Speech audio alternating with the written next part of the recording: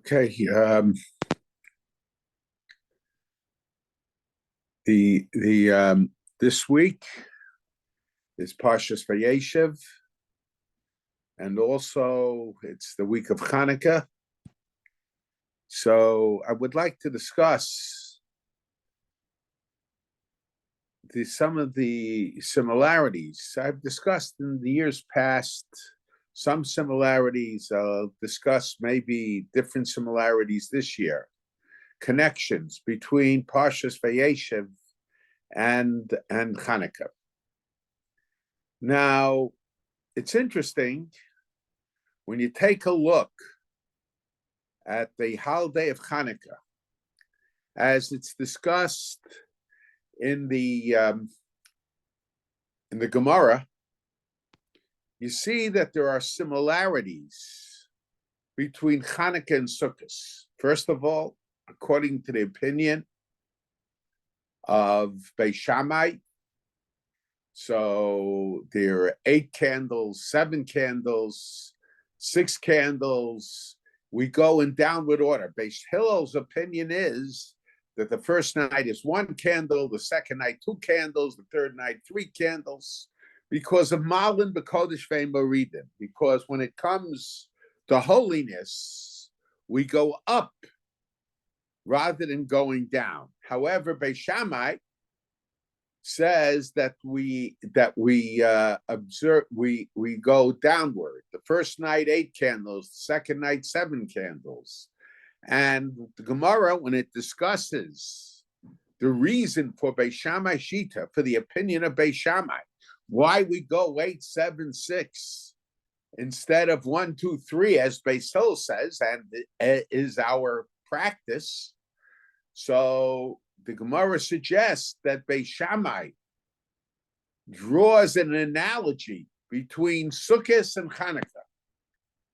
Sukkot, when we gave korbanos, when we gave sacrifices, so there were more korbanos. The first day, 13 parim, bulls, and it was less and less each day. So too, when we light candles on Chanukah, so it's less and less candles each day. That's the opinion of Beis Shammai. So clearly, according to the opinion of Beis Shammai, there is a connection between Chanukah and Sukkot. Not only that, but it's interesting, although it's not a conclusive proof, but it's clearly a similarity. The Bach cites an opinion.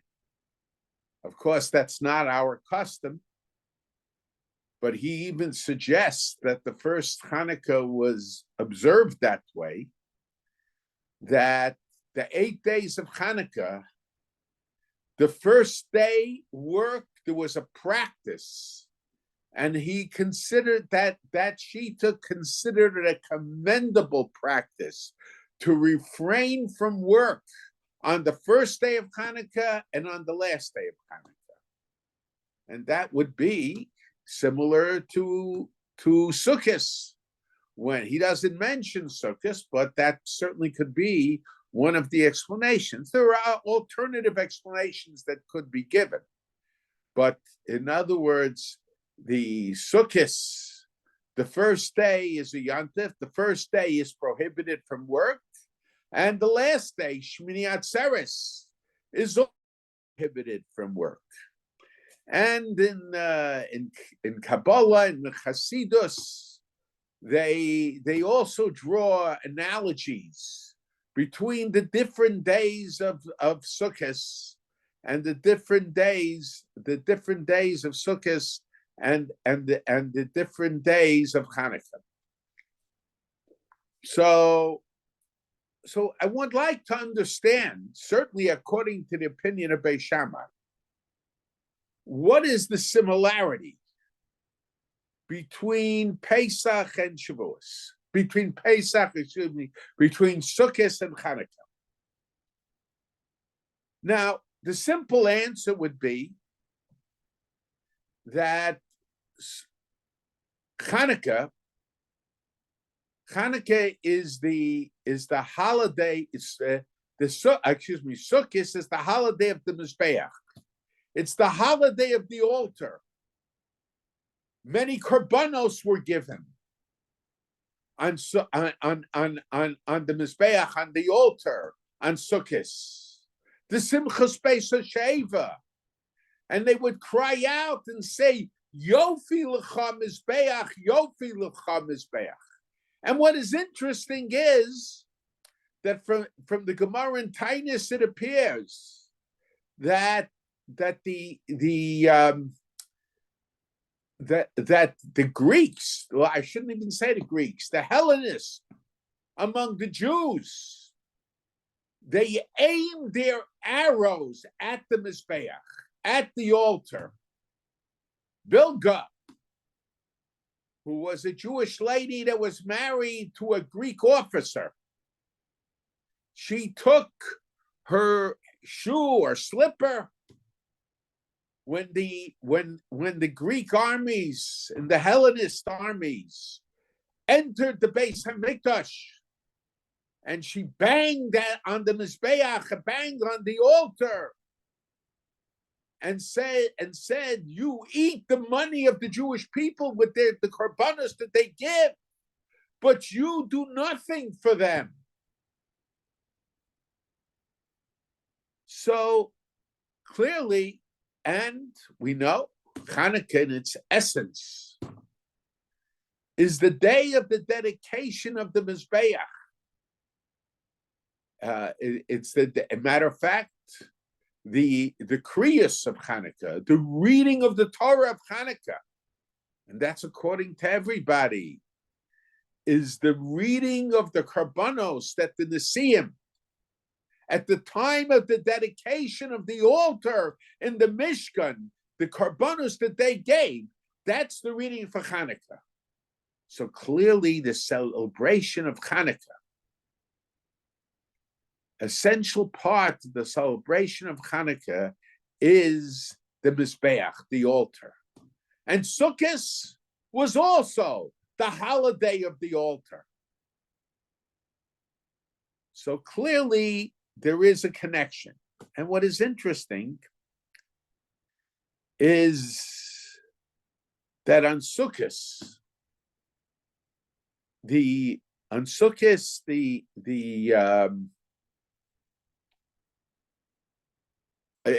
dedication of the Mizbeach, of the altar, that was done in the Mishkan, that was done at the dedication of the tabernacle. So at the dedication of the altar of the Mizbeach, so each of the Nesiim, and I've discussed this many times, each of the Nesiim gave the same korban, and each day the korban, the sacrifice, the offering of each of the Nesiim was given. On the first day, it was the Nasi, the prince of Shevet Yehuda, who gave the offering. On the second day, it was the Nasi of Shevet Yisachar, of the tribe of Yisachar, who gave the offering. And each one gave the exact same offering.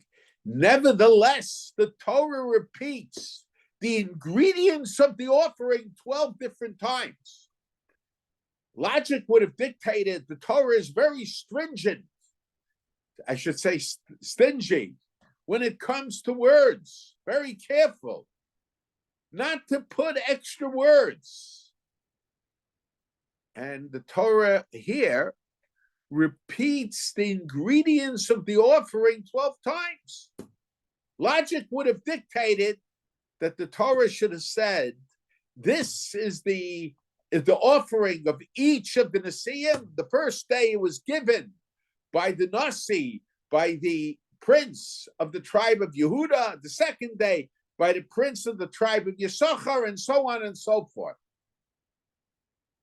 Why did the Torah repeat the nature of the offering that was given at the time of the dedication of the Mizbeach. And this is what we read on Chanukah. Why does the Torah repeat it 12 times? And as if it was a different korban, when in fact it was the exact same sacrifice. But I mentioned many times that when you take a look at the korban that was given by Cain and Hevel, the korban that Hevel gave was accepted by God. God turned, the Torah tells us, to the sacrifice of Hevel and to his and to Hevel and to his sacrifice. But God did not turn to the sacrifice of Cain or to Cain. Why is it that way? And our sages tell us, on the basis of the wording of the psukim, that Hevel gave from the best of his flock.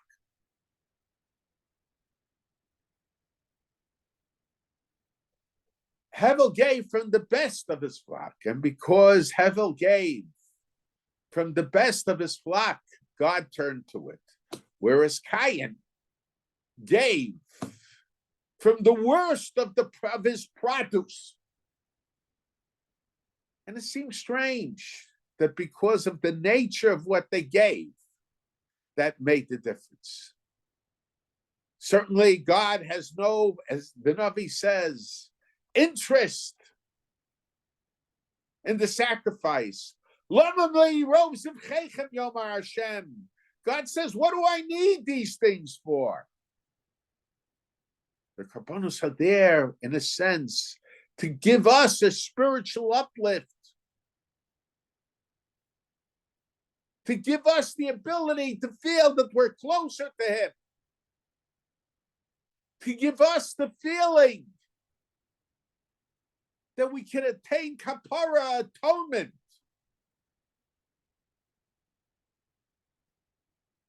For the sins that we might have committed. Because when we sin, there's a feeling of being distanced from God. And the word karban comes from the word karev, of coming close to God, returning, the word tshuva, returning to God. We return to Him, we come closer to Him. So the korban. So why did HaKadosh Baruch Hu? So the Al-Shich says, "V'hevel hevi gamhu mibchoras sono." The pasuk says, Hevel brought also himself. Of course, the simple explanation of the pasuk is somewhat a little different, but the Al-Shich explains the pasuk. Hevel, in addition to the korban, in addition to the sacrifice that he brought, Gamhu, he brought himself. He gave himself over. And in a sense, the Jewish people, the idea of korban is not to give a gift to God. That is the foreign understanding of korban. But it's a symbol of us giving ourselves to HaKadosh Baruch Hu, to God.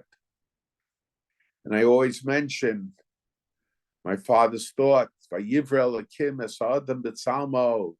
God created man in His image. In the image of God, he was created. It's redundant. But my father would always say, each person was created differently. Each person has a different mission.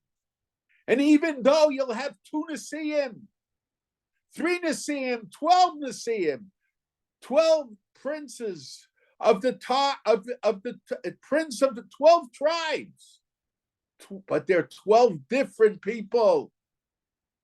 And if their sacrifice, if their offering did not include themselves, it was only the offering they gave, it would be the same offering. But if they gave themselves together with the offering, if the offering was a symbol, then it's different. And that was the difference between the sacrifice of Cain and Hevel. Hevel gave himself. Hevi gamhu. That's why did Hevel give the best? Hevel gave the best because he gave himself over. And everything he owned, it was symbolic of the fact that everything he owned belonged to God. He and everything he owned belonged to God. Whereas Cain, he gave from the worst of his produce. Why? Because he thought that he is giving to God. And whatever he would be giving is a generous gesture. So the idea of korban, of sacrifice, the idea of mizbeach is not just of giving something to God. But the idea of mizbeach is that I'm giving myself over to God. And everything I own is God's. Might have toiled for it. I worked hard for it, but it's all God's, and it all comes from God. Sukkos, when we pour the water, right before the rainy season on the Mizbeach, the altar. So it's a symbol of the fact, in accordance with the symbolism of Hevel, that the water belongs to God. It came from God. He's the one is the source of rain. And everything we put on the Mizbeach is symbolic of the fact, yes, we give, on one hand, we give ourselves over to God, but we give ourselves over to God by recognizing that we belong to God and everything we have belongs to God. And in a sense, Sukkot is the Chag Osif. It's the holiday, the agricultural holiday. We take in the crop. It's the celebration of the taking in of the crop. Because it's the celebration of the taking in of the crop. So we celebrate that really the crop comes from God, and even now it belongs to God. They always mention what we have. What we have belongs to HaKadosh Baruch Hu. I always mention that the Gemara in Brachas mentions that there's a contradiction between two psukim. One pasuk speaks about the earth belonging to God, and the other pasuk speaks of the heavens. Hashemayim shemayim laHashem va'aretz nisan l'bnei adam. The heavens belong to God, but the earth belongs to man. And it's commonly understood, the Gemara says, kan kodem bracha, kan lachar bracha. Before a bracha, the simple understanding is, before a bracha, before a person recites a bracha, so it belongs to God. But when he recites the bracha, it belongs to him. My father said the reverse. My father said that the focus is that when we use it, we have to see it as, we have to recognize that it belongs to God. And kan kodem bracha, before I make the bracha, before I identify it as God has been giving it to me. So va'aretz nasan l'bnei adam. But after the bracha, I recognize that it belongs to God. And I mentioned the story that I was told over about the Chavetz Chaim, that some of the boys in the Radin Yeshiva wanted to hear how the Chavetz Chaim talks in his house. And when he was talking to his wife, he asked her to give him a certain piece of food so I should be stronger to serve God. The Chavetz Chaim understood the idea of everything I have belongs to HaKadosh Baruch Hu, belongs to God. And so the holiday, so on Chanukah also, which is the holiday of the Mizbeach, of the altar, which is the holiday of the altar. So we recognize that everything belongs to God, everything we have, including ourselves. And where does this come? This comes from the Mesiras Nefesh. This comes from the fact that the Jews were willing to give their lives for the Torah. They went on Kiddush Hashem.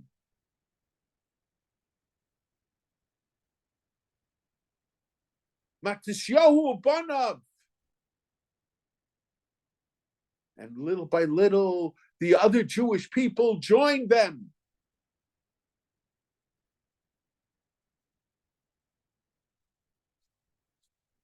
So the Chanukah is dedicated to the Mizbeach because those that fought, those who fight, are giving themselves over to HaKadosh Baruch Hu in a maximum way, in the ultimate way.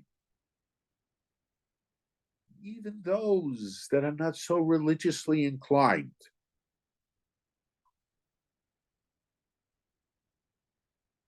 They're Mekadesh Shem Shemayim. Ushmenu karasa b'shmecha. The Jewish people are identified. The name of the Jewish people are identified with the name of HaKadosh Baruch Hu. When one gives his life over for the Jewish people, he's considered to be giving his life over for HaKadosh Baruch Hu, for God. Those who are fighting in the war, they're considered, they are doshim. They are holy. Yes, those who are learning Torah, those who are constantly davening on behalf of the war effort, they are also Mekadesh Shemayim. They're giving themselves over to God. But each one has to learn to appreciate the service of the other one. The carbon of each of the Nesiim, the sacrifice of each of the princes, the leaders of each of the tribes, was considered a different sacrifice. Why? Because each one was different. Each one served HaKadosh Baruch Hu, served God, and served the Jewish people in a different manner and in a different capacity, even though officially it might have been the same capacity. But Vayivra Elokim es Adam b'tzalmo, God created man in his image. In the image of God, he was created. Each person has his own image, as my father would say, and that's the image of God in him. And when we will recognize this, when we will appreciate what each one does for the other, then Klal Yisrael will be dedicated to HaKadosh Baruch Hu. Now, I want to suggest, though, that there is another connection between, and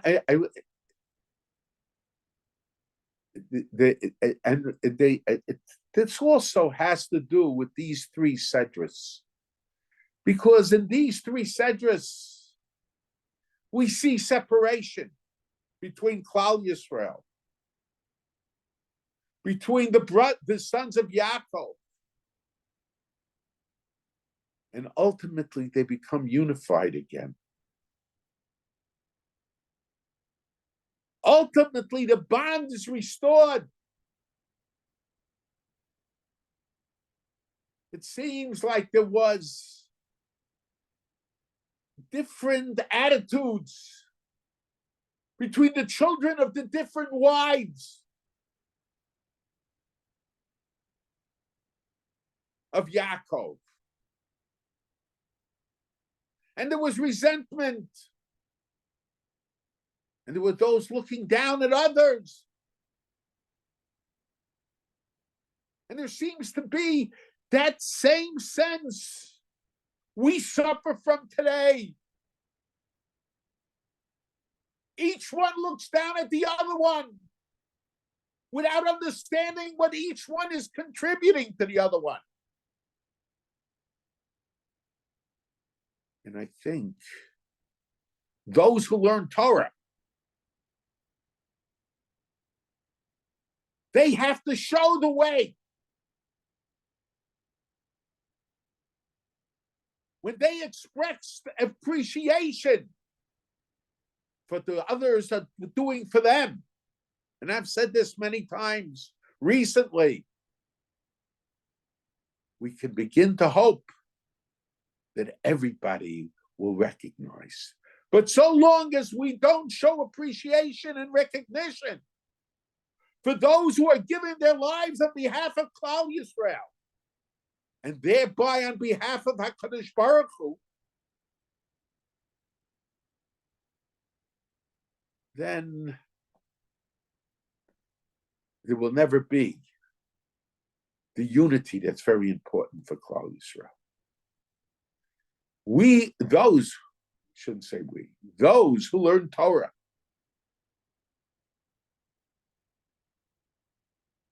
have to learn from the Torah, not just to learn the Torah, but learn from the Torah. We take a look at these Parshas, Vayeishev, Miketz, Vayigash. We see the splitting up of Klal Yisrael, the splitting up of the sons of Yaakov, Vayered Yehuda Me'echav, the Yosef and his brothers.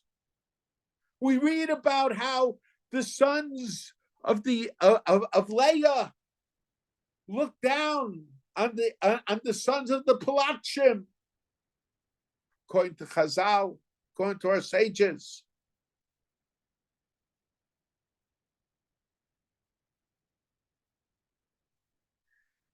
And Yaakov Avinu, when he gave the bracha, he said before he died in Vayechi, "Hey Asfu, gather together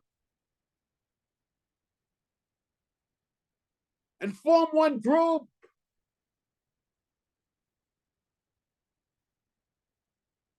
Because that's the mandate for the future of Klal Yisrael. And sometimes we do that in times of trouble,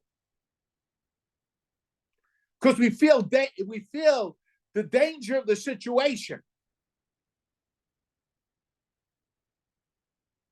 But what happens is immediately afterwards that crumbles. The very religious get scared when people appreciate what the soldiers did. And when the soldiers are looked down at after giving their lives, they look down at those sitting and learning Torah. And they say, what did they contribute?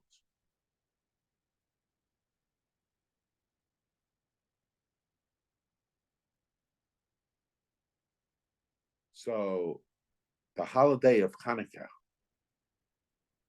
is the idea of giving oneself over. But when we give ourselves over in different ways. And we have to learn to appreciate the different ways. And it's very interesting. When you look, when the Karbanos of the Nesiim are mentioned, the Torah then adds up all the different Karbanos, the ingredients of all the Karbanos, as if they were one carbon, one sacrifice. Because it's the totality, the sacrifice of the Jewish people in its totality that plays a big role.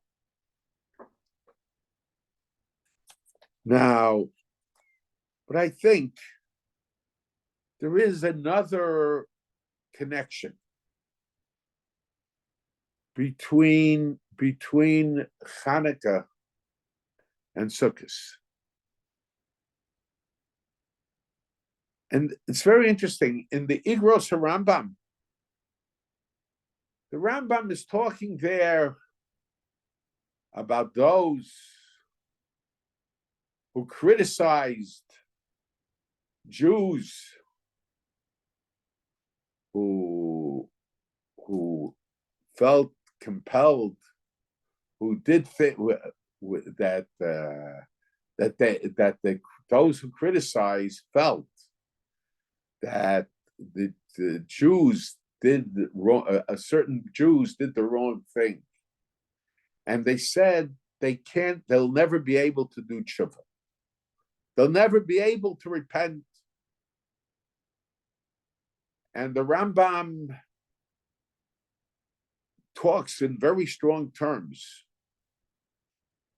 And the Rambam lists time and time again throughout Jewish history when the multitudes of the Jews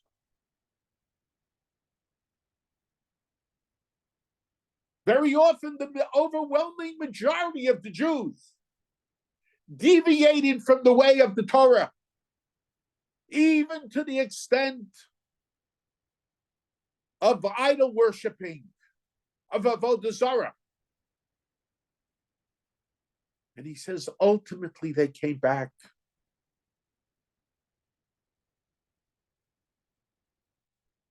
Ultimately, they returned. You can even sense the anger of the Rambam for the suggestion that these people will not be able to return. And one of the examples he gives is Chanukah. He says, Chanukah, many of the Jews became Hellenists. They adopted the Greek practices.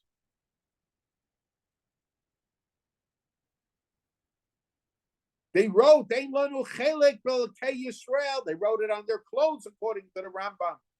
They wrote it on Karen Shore.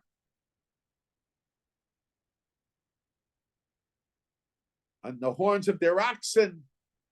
The reason the oxen, I mean, there's many drush explanations for it. But the simple explanation, because in those days, they were living in an agricultural society. And cattle was very common among the Jewish people. It was a basic need.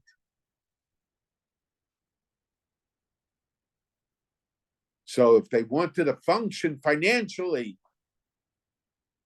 they had to identify with the Hellenistic tradition. And we have to remember, yes, the Greeks were involved, but unfortunately, many Jews adopted the Hellenistic approach. The war with the Greeks originated not just as a war with a foreign nation, but it was a civil war. But little by little, according to the Rambam, the Jews returned to the fold. And they joined Matisyahu's sons in the battle. And he uses the expression, and from the Rambam it appears, many of those who joined were previously Hellenists. And he says, nevertheless, in the Al Hanisim, we say, Rishon biyad tzadikim. So the Jews who previously were Hellenists, and as Hellenists, they were Oved Avodah Zarah. They worshipped idolatry. But later on, they did tshuva and they returned.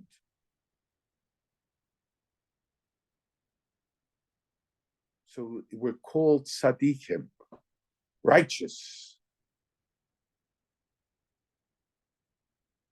So in a sense, the celebration of Chanukah could be suggested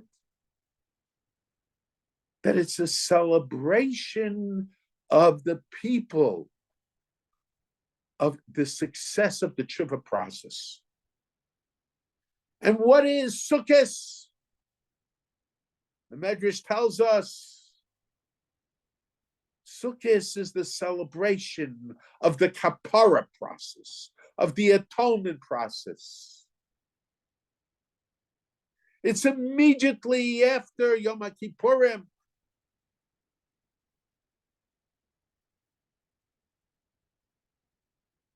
So it's identified with the kapara, the Jewish people receiving kapara, atonement. Now,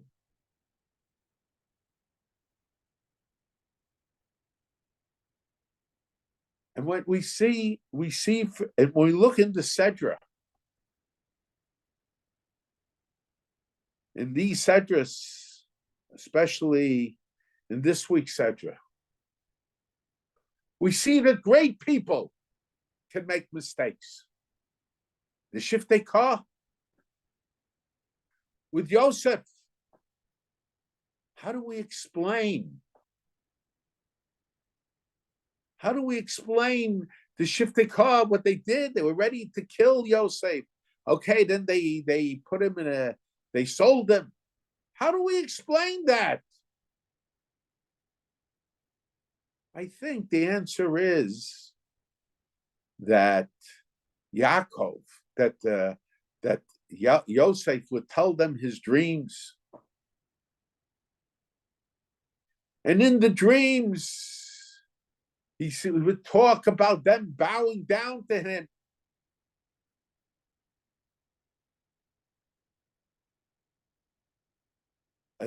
Their produce bowing down to him.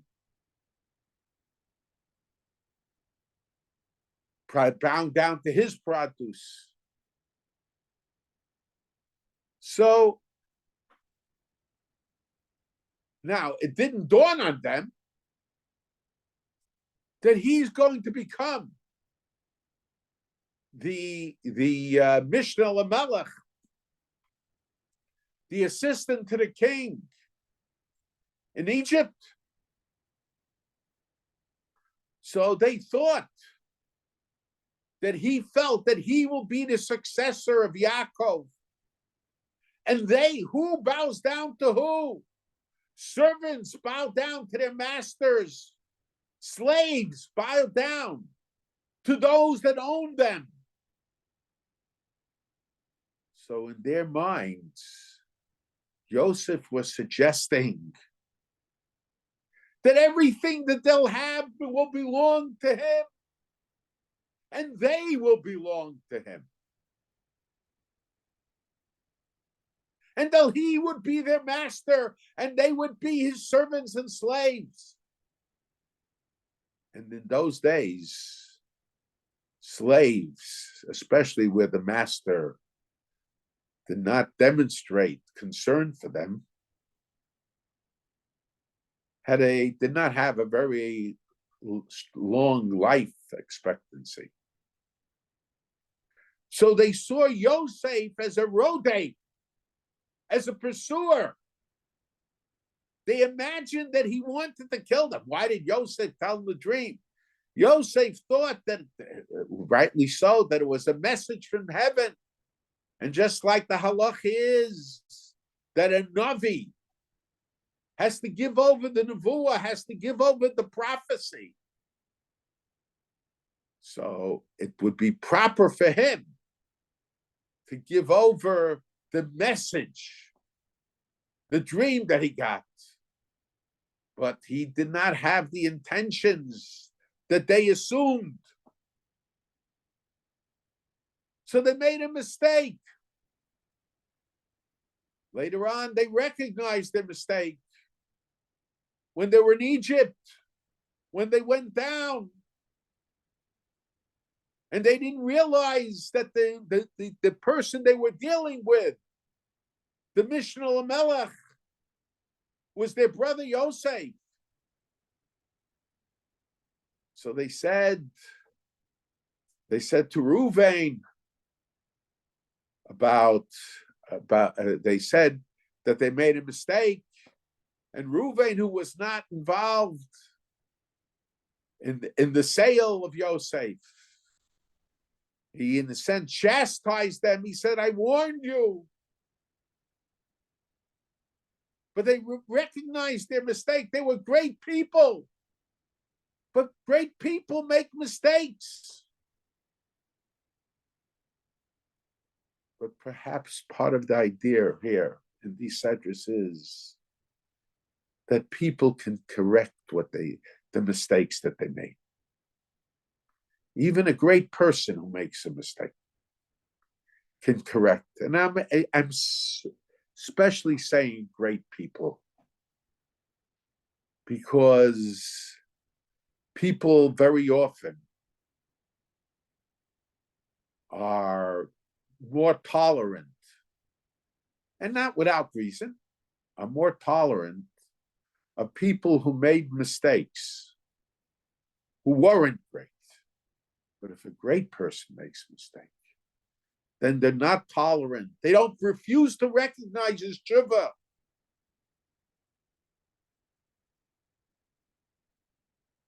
And we are constantly in the Aseret Shemei Tshuva. We ask God for atonement. We want God to recognize our tshuva. But sometimes we ask from God to something that we are not ready to do ourselves.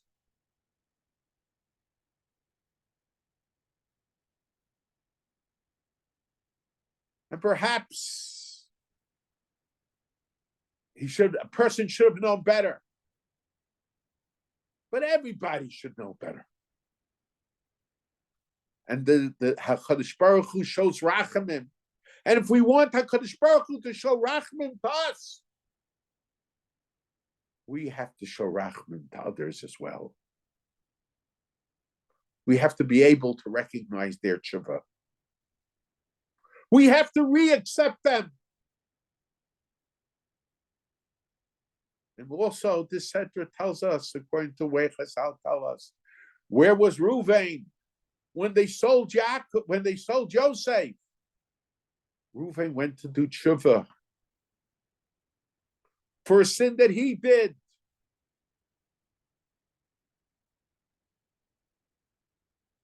So, in a sense, we're talking here about great, and Yosef himself did not act 100% correct. He was maybe dibasam ra el avihem. He would bring uncomplimentary things to Yaakov about his brothers. So even great people make mistakes. But great people can also do tshuva.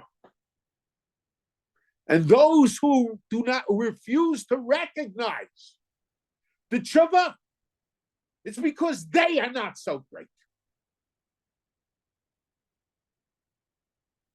And I think, to a certain degree, that was the idea of Chanukah also. Now, Sukkot is the celebration of Kapara. That God accepted our tshuva.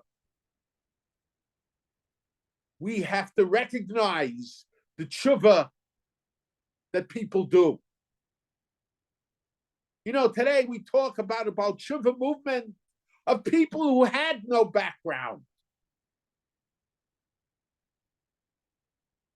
But it's time to have a tshuva movement, a tshuva attitude for those who did have background and then deviated. Sometimes for one moment, sometimes for one day, and sometimes for a couple years.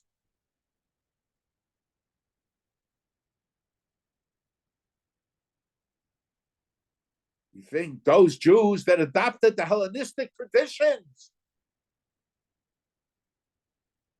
weren't originally committed to HaKadosh Baruch Hu? They were.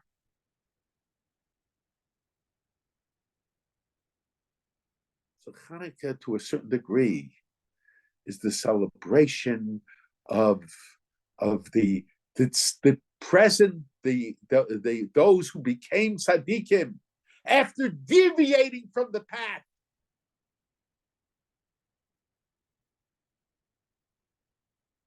Now, but there is a difference between Sukkot, which is the celebration of Kapara of Atonement, and Sukkot. Excuse me, between Sukkot, which is the celebration of atonement, of having received atonement, and Yom Kippurim and the Aseret Shemei Tshuva,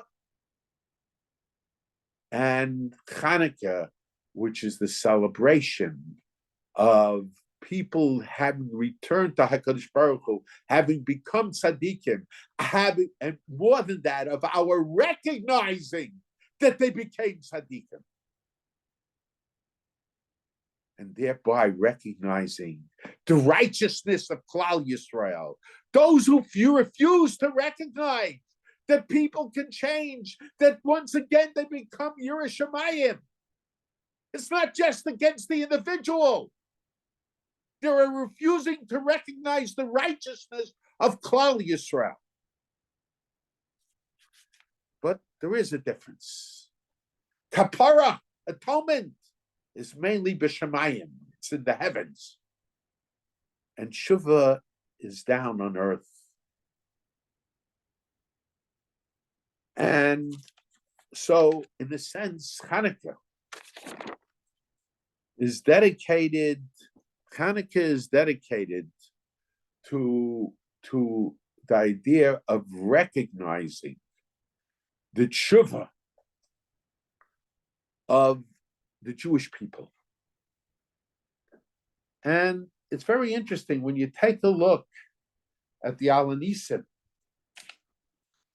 of Chanukah. The Alanisim of Chanukah focus on the Jewish people. Raftas Rivam Dantes in the Kamtas Nutmasam. Masarta Giborim Biyat Chalashim. We talk about how God helped the Jewish people. Masarta Giborim Biyat Chalashim. We're talking about what the Jewish people did. V'rabim Biyad Ma'atim, Utmeim Biyad Tahorim, Rishon Biyad Tzadikim, V'zeidim Biyados Kesarasecha. So we're not talking just about what God did.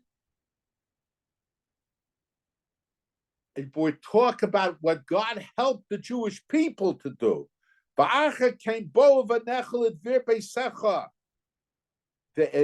Afterwards, your children entered the shrine of your house. Ufinu es heichalecha, and they cleansed your temple. They kindled lights. Bidlikus Nerbach purified your sanctuary, kindled lights, and established the 8 days of Chanukah. So the focus is to a certain degree on what the Jewish people did. However, when you take a look at the Alanisim, when you take a look at the Alanisim of Purim, there's no focus on that.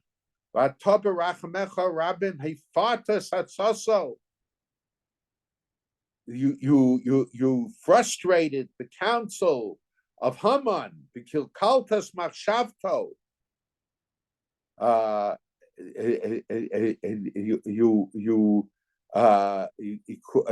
You prevented what he wanted to do. And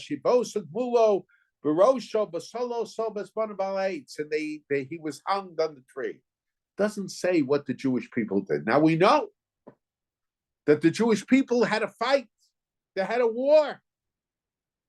But there is no mention in the Alanisim. There is no mention of the Alanisim of Purim about the fighting of the Jews, how HaKadosh Baruch helped them. Of course, HaKadosh Baruch helped them. It seems in the Alanisim Purim, the total focus is HaKadosh Baruch Hu, is God. In the Chanukah, the focus of Chanukah is on the Jewish people, but how God helped the Jewish people save themselves and become dedicated to Him. And the question is why? The question is asked in one of the papers that was printed with my uncle's shiurim. I want to suggest a different answer than what my uncle suggests. I want to suggest that Purim was, at the time, there was still Nevuah, there was still prophecy. And in a sense, whatever was done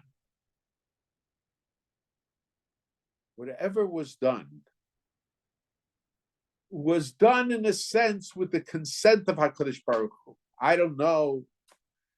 Megillah Esther, the Rambam says that Megillah Esther was common Nevi'im Beinehem. When the Anshe Knesset Hagdolah instituted the Megillah, there were Nevi'im, prophets in their midst. And Mordechai was a prophet. It was Baruch HaKodesh. But there was some direction, in some form or shape, that was given from heaven. It was a period of time when direction was given from heaven about the contemporary problems of the day. The Beis Hamikdash wasn't rebuilt. They didn't have the V'tumim yet. But nevertheless, it was a period of Nevuah, a period of prophecy, a period of getting direction from heaven. So the whole mess, the whole miracle is attributed to heaven, and the Jews recognized it. But Chanukah, there was no prophecy anymore. And the Urim V'tumim was not Moshe Baruch HaKodesh, as the Rambam tells us. So the Jewish people, Matisyahu and his sons, had to take the initiative themselves.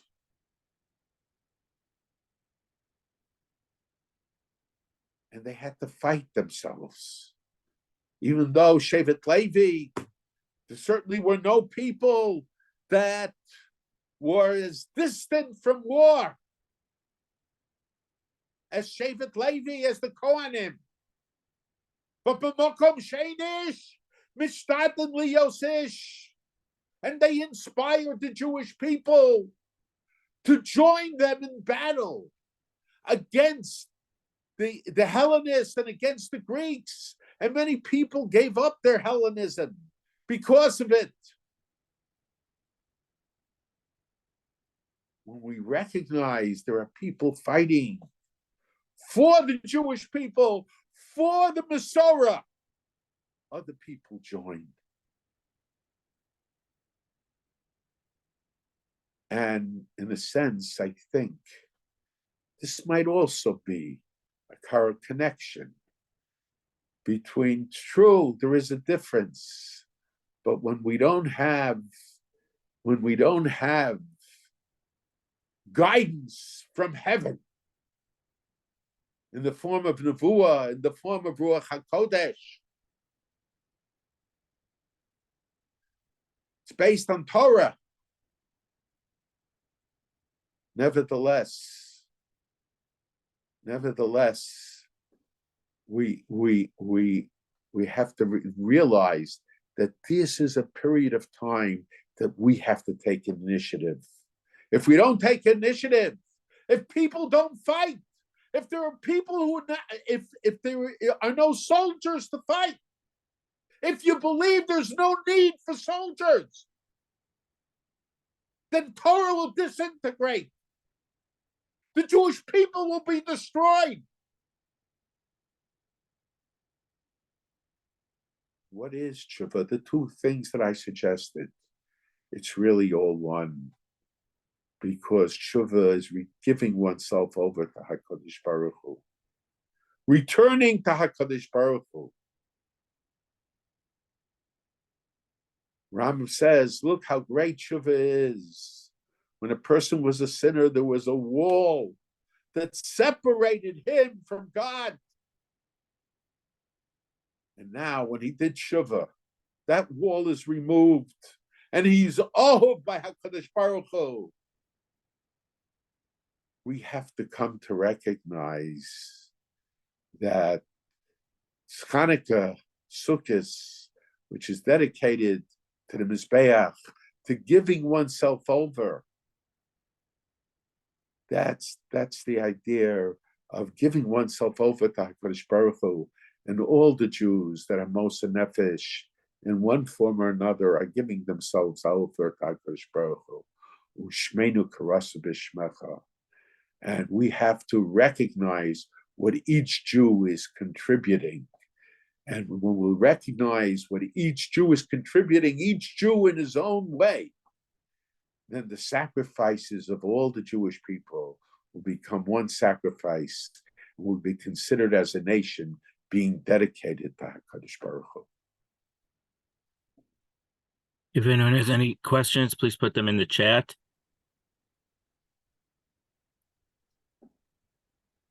We have who was the opinion who said there was a minhag to fast?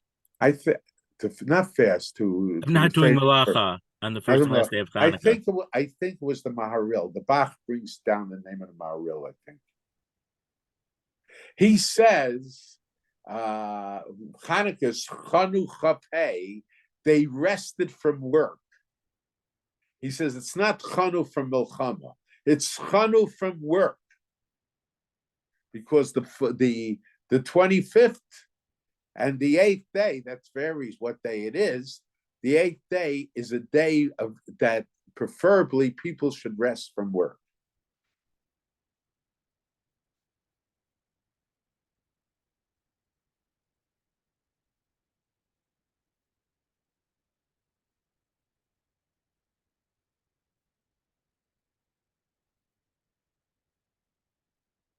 Yeah. Any other questions? Yes. It's a question here I don't understand. Okay. So. Okay. Okay. Well, he can ask you if. Okay. Apparently, you know who it is. Okay. So if he can ask me, I'll gladly answer if I can.